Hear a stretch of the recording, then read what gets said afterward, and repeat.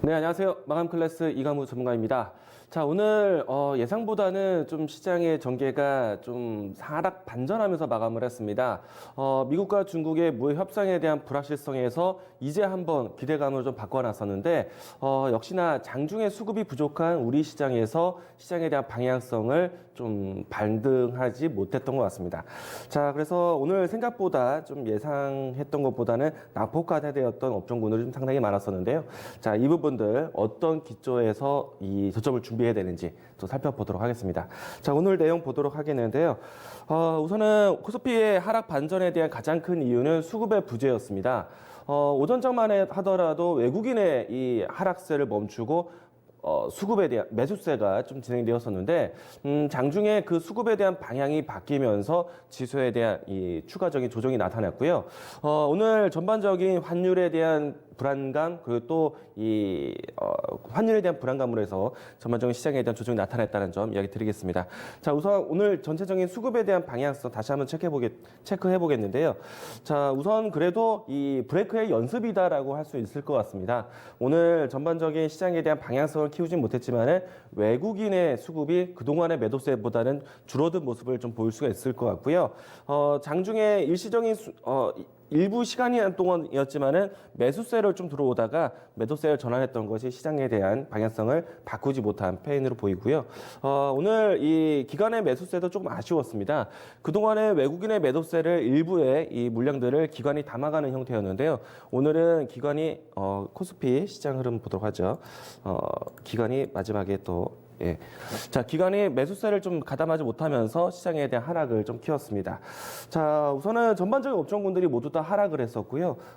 다만 이제 수급에 대한 부분들이 조금은 진정됐다라는 것을 보면서 시장에 대한 브레이크 연습 과정이다라고 우리가 좀 예상을 해보도록 하겠습니다.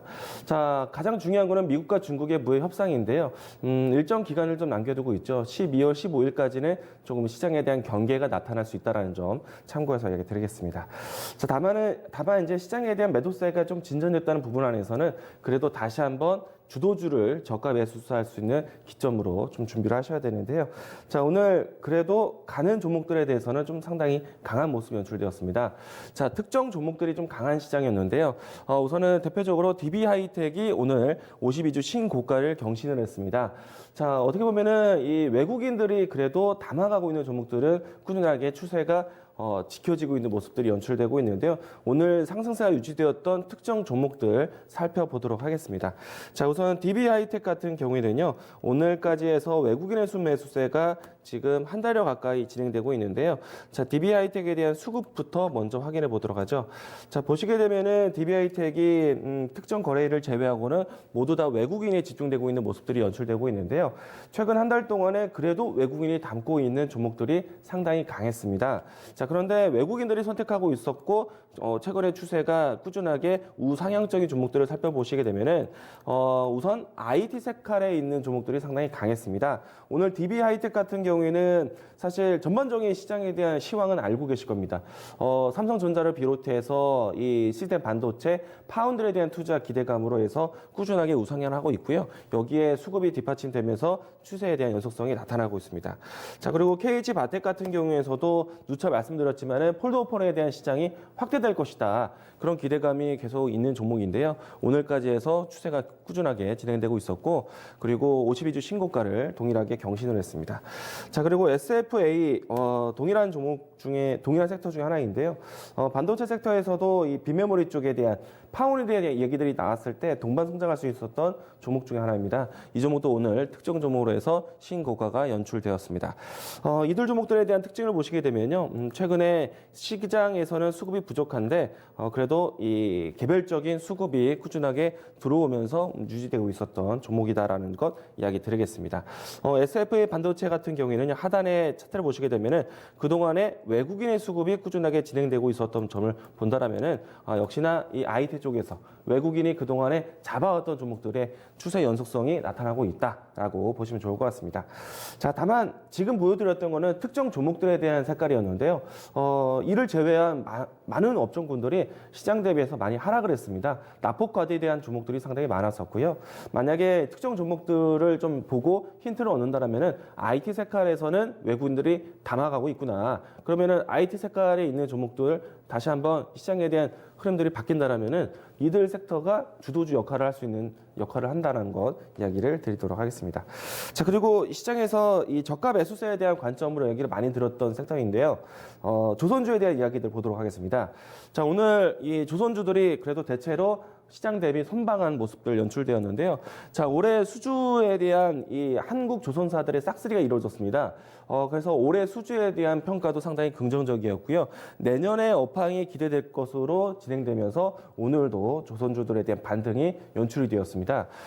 물론 이제 내년에 대한 업황 기대감은요, 상반기보다는 하반기에 집중될 것이다라고 시장 예측까지 나왔는데도 불구하고 시장에서는 저가 매수세에 대한 기대감으로 오늘 종목들의 움직임이 진행되었는데요. 우선은 그동안에 이 수주 공시에 대한 부분들이 가장 크게 진행되었던 삼성중공업은 오늘 잠시 쉬었습니다. 그런데 앞으로 이 조선주에 대한 움직임들이 바닥권에 대한 접근을 본다면은 가장 수주 공시가 컸었던 삼성중공업도 역시나 저가 매수세의 관점으로 보셔도 좋다 이야기를 드리도록 하겠고요. 최근에 이 수주 공시가 나타나면서 강한 양봉이 연출되었는데 이 지점이 바닥권, 다중바닥을 만들었던 위치입니다. 주가 차트를 보시게 되면은 가격적으로 6,700원 전후로 해서 이 다중바닥을 형성했는데요. 오늘 이 다른 조선사들과 마찬가지로 저가 매수세에 대한 관점 본다라면은 대표적인 종목이 될 것이다 이야기를 드리도록 하겠고요. 삼성중공업은 앞으로도 이 6,700원 전후대 가격대를 계속 지지한다라면은 여러분들이 저가 매수세 동참하셔도 좋다라고 이야기 드리겠고요.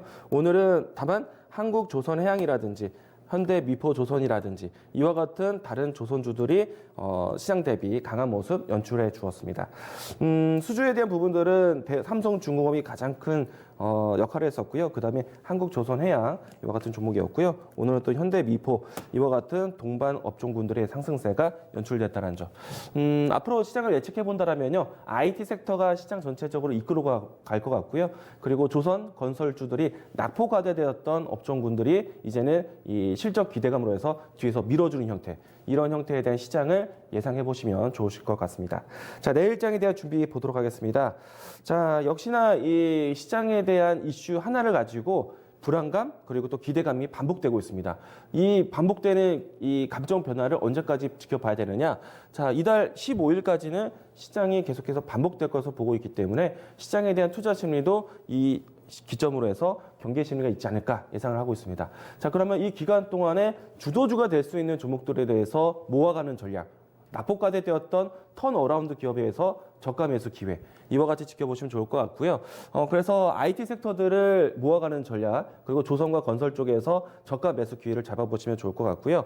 자, 그리고 내일장에 대한 특정적인 뉴스를 좀 보도록 하겠는데요. 자, 오늘 이 오후장에서 정부 이 과학기술부에서 회의가 있었습니다. 자, 5G 예산을 증액시키겠다라는 이야기가 나왔고요. 자, 5G 주파수를 2배 이상 늘리겠다는 계획과 그리고 와이파이 인프라를 구축하겠다는 얘기가 나왔습니다. 자, 그러면은 우리가 이 내수 5G 시장 인프라를 구축하기 위해서 주파수를 늘리고 와이파이 인프라를 구축한다는 거는요, 중계기에 대한 보급을 더 늘리겠다는 얘기입니다. 자, 그러면 중계기 관련된 종목들을 내일장에서도 연속적으로 보시면 좋을 것 같고요. 대표적으로 KMW가 그런 종목이다라고 이야기 드리겠습니다. 자, KMW 주가 차트를 보시게 되면요, 큰 상승을 보이고 난 다음에 가격 조정, 기간 조정을 보였는데요. 지금 3개월가량 정도를 조정을 보이고 있습니다. 자, 이제는 이평선에 대한 지지를 조금 확인하고 있는데요. 거래량이 다시 한번 생기면서 21선을 올라탄 형태이기 때문에 내일장까지도 추가적인 연속적인 상승세 보시면 좋을 것 같고요. 그동안에 이 5G에 대한 종목 찾기를 해외 수주에 대한 기대감을 가질 수 있는 종목들을 보자라고 했습니다. 자, 그런데 단기적으로 이 정부에서 와이파이 인프라 구축을 얘기한다면 중계기에 대한 관련된 종목들 같이 볼 수 있겠는데요.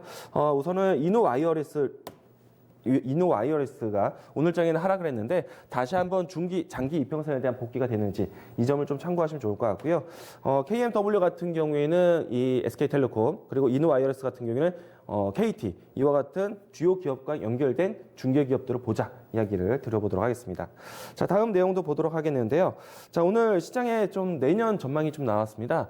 자, 스마트폰 판매량이 앞으로 5G 기반으로 해서 내년에 많이 출시될 것으로 보고 있고 출하량만큼 그 5G 프리미엄 폰에 OLED가 공급될 것이다. 그래서 OLED 출하량이 더욱더 커질 것이다. 내년에 3배 이상 커질 것이다 라고 예상을 하고 있습니다.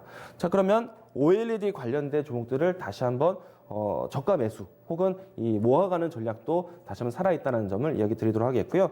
그동안에 이야기 드려왔었던 이 OLED 관련된 종목들, 물론 이제 소형 OLED에 대한 이야기 드렸지만은 대형 OLED 쪽에서도 이 수급 교체들이 나타나고 있기 때문에 SFA, 원익 IPS, 그리고 이 AP 시스템 이와 같이 3대장 종목들, 특히나 이 소형 OLED 쪽에서는 삼성 디스플레이가 전 세계 글로벌 시장 점유율을 가장 크게 가지고 있기 때문에 삼성 디스플레이 쪽으로 공급할 수 있는 회사들로 챙겨가자 이야기를 다시 한번 강조드리도록 하겠습니다. 자, 오늘 마감 클래스 이렇게 정리하겠습니다.